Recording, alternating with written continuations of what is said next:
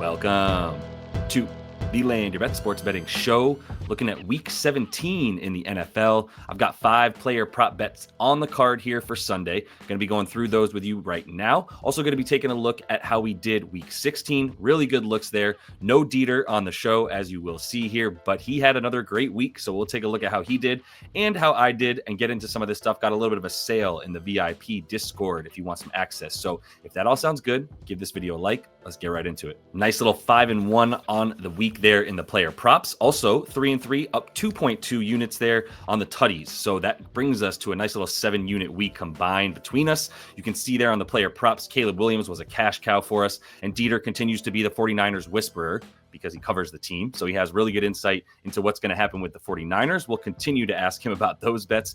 And then also hit Brian Thomas Jr. clean over that. We went over this for the video on Thursday as well. So if you missed that one, went over all this stuff as well. And Bijan Robinson was a miss, but everything for Dieter looked really good. DeAndre Swift didn't get in the end zone. Other than that, he was another 2 touchdown play there. Jackson Smith and Jerome Ford. So he's looking really good on the tutties. I'm not going to bring you guys any tutties this week. We're going to stick to the player props, which have been much more profitable. But if you do want to jump into the VIP, I will say we're sharing these picks nice and early, 44% off your first month. That will, if you use code UP44, I should say. And that is because we are also 44 units up in the NBA right now. So feeling really good about that. That's where this code comes from. I believe we have 2 left. There were 5 total codes. We are down to 2. So if you do want to jump in there for 44% off your first month, use that code UP44. Hope to see y'all in there, but let's get right into these plays. Let's kick it off with Brock Purdy in a game that I don't think the 49ers are going to win, but I do think they'll be passing a lot. And I think Ike Garendo, they're now, I guess, fourth-ish, third-ish string running back, fourth, because Elijah Mitchell is also out for the season for San Fran.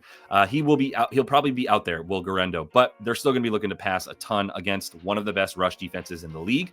And I think this number is just wrong. I mean, Brock is at 249 on the season per game, and Detroit is giving up a ton of passing yards lately, and really on the season, they're a pass funnel.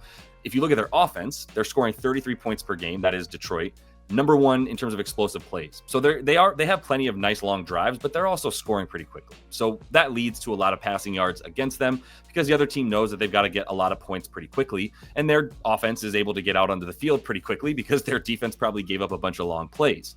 In the last 4 games for Detroit, as they've been dominant on offense especially, they are allowing 290 yards per game to the last 4 quarterbacks that they've played.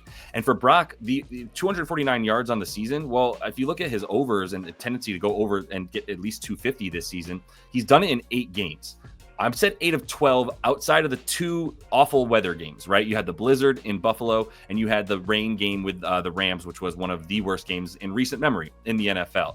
So we'll give him a little bit of pass on those 2. I think 250, this should be probably up at about 265 is where I would place this line based on how the lines have been allowing a lot of stuff. They're always seeing a ton of pass plays against them.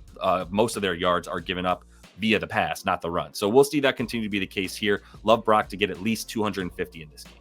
How about the receiving yards for my man Jonnu here, one of the best tight ends in the league this season, especially since he came on over the last 7 to 8 games. But if you just look at him over the last 6 especially, 7.2 receptions per game and 75.8 receiving yards per game. If you look at his ranks among the tight ends, 6th in targets, 2nd in yak, which is really important for this game, as we'll talk about in bad weather in Cleveland, and 3rd in yards per route run. Now, he doesn't have a very high ADOT, but he's still 3rd in yards per route run. That's where that yak, yards after catch, comes into play because they are scripting up a ton of plays for him that are short yardage plays, and then he's following the blockers, right? Now, you've got Jalen Waddle out again, and that's huge for this bad weather game and the short yardage player that Jonnu is. He's going to be the top short yardage target alongside Devon Achane, which you can't say about many running backs, but that's the only guy that I think is going to cut into his routes and where he's going to be on the field. But we're still going to see him, I would imagine, at about 8 to 10 targets in this one without Jalen Waddle as basically wide receiver number 2. And who knows how much Tyreek Hill is really bringing it anymore. I could see him continuing to just sort of pack it in and not care, in which case Jonnu is just a guy who's going to continue to run out there a ton of routes and is going to be looked at a ton as well. So I love him to get the yards here, which are very low. I think he's ladderable up to about 50. About Calvin Ridley, we haven't gone back to him in a while, but if you remember a few weeks ago, we were riding some Calvin Ridley props to victory. Honestly, he was scoring a lot, again, a lot of yards is where we were at. And that's where I'm going back for this one. 62.5 is where I can get this right now. As I record this pretty late on Saturday, but looking to get some plays out for you guys. This is a revenge spot versus the worst pass defense, his former team of last year, the Jacksonville Jaguars. We know how that ended, not well, with him now ending up leaving and going to Tennessee here.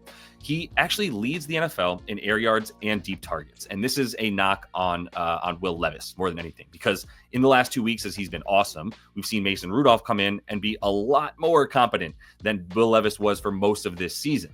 Not only are the air yards there for him now, but the participation is there, and he's going to continue to get targeted by a better quarterback in Mason Rudolph than Will Levis. That's for you all to debate, but I would probably go that route.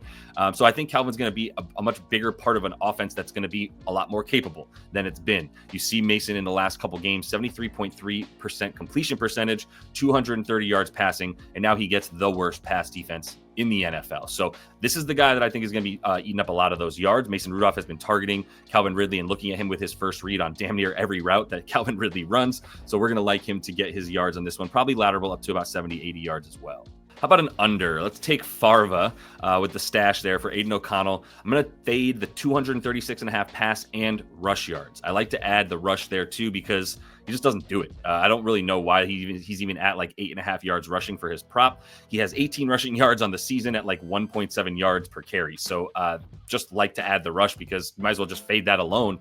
I don't think the pass is going to be there either. And 8.5 can still be scary if one run turns into 9 yards because he has nothing but green in front of him on a deep pass play. And I expect that he will be passing quite a bit.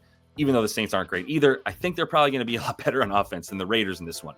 You look at Aiden O'Connell on the season, he is 35th amongst quarterbacks in his expected points added per play. He is 30th in yards per attempt, and he is 38th in air yards, because even when he is throwing it, it's a lot more to tight ends and running backs, and really isn't having much success getting the ball down the field, especially now that he doesn't even have a deep target because Devontae Adams isn't there, and Jacoby Myers is a very, very good slants and short yardage guy. Not going to see him doing quite as much down the sidelines. So not worried about him getting a lot of these yards on one play.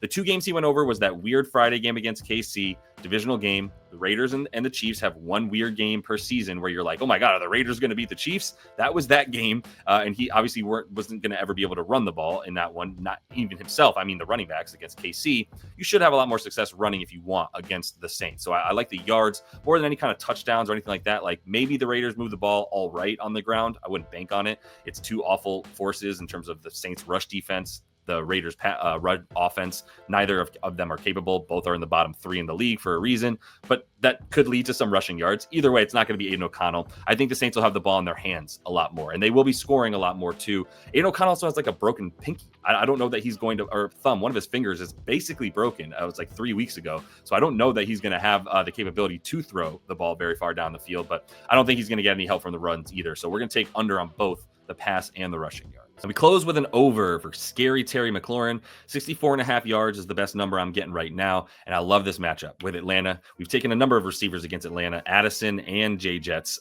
both got 100 yards against this against this defense, I should say, for Atlanta. So I like guys on the outside that are going to be speedsters and deep targets, which we definitely know Terry's going to be this as he's been all season. So in the 3 games he's played against Atlanta, and this drew me to it, was just at the very start, it was like, oh, wow, these head-to-head numbers against this defense, pretty great. And they've been basically the same defense, a little bit better this year, I would say, but still very bad against the pass. So we can at least rely on those numbers a little bit, is my point there. And you look at Terry in the last 4 games, the only under that he had was 60 yards versus Philly last week, who bracketed the crap out of him.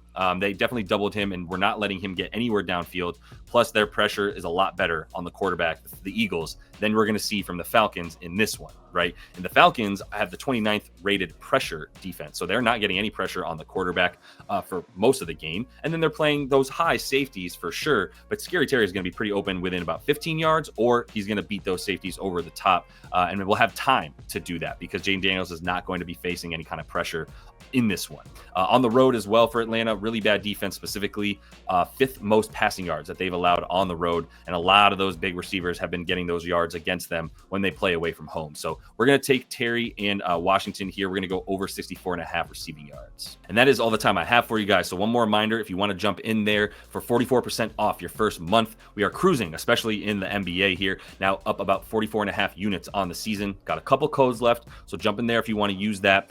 I'll be back here with plenty of NBA for Sunday. We'll be back with Monday Night Football. And until I see you next, happy betting.